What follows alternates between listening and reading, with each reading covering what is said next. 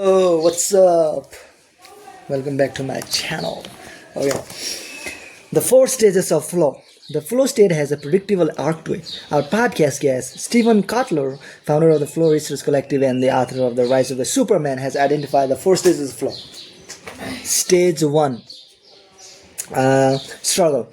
This is when you're digging deep to access whatever it is that you need to research that you need to reach the flow state. It could be a workout regimen, extensive research, an intense bout of brainstorming, or anything else that you are focusing on. Warning, this often feels like a struggle and, in fact, the opposite of flow.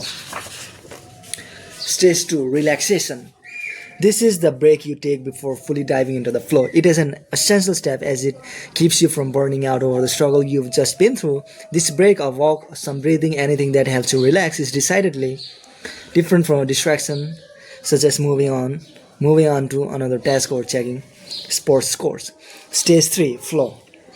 This is a stage that Kotler describes as the Superman experience. This is the flow state that hopefully you've experienced at various points in your life where you're doing your absolute best work and it almost seems to be happening automatically. Stage 4, consolidation. In this final stage, you pull together everything you accomplished during the flow stage. Often, this is accompanied by feeling somewhat let down. All kinds of positive chemicals have been running through your brain while you're in flow, and now that high in ending, but another cycle can be waiting just around the corner. Kotler believes that finding flow is the source code of motivation. When you find flow, you get maybe the most potent dose of reward chemistry your brain can give you, which is the reason he believes that flow is the most addictive state on earth. Once we start to feel flow in an experience, we are motivated to do what it takes to get more. But it's a circular relationship. If you have motivation to accomplish a task but you have no flow, you will eventually burn out. Motivation and flow need to work together, and they must be coupled with a solid recovery protocol like good sleep and nutrition. Finding flow. If you're gonna become limitless, you're gonna wanna get yourself into a flow state as often as possible. So how do you do this? I can offer 5 ways. 1. Eliminate distractions.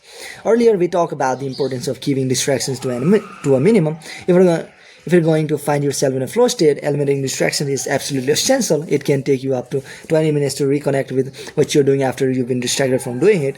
How are you ever gonna get into the flow if you're constantly rebooting because a text drew away your attention, or because you just wanted to make a quick check of social media before you got back to work?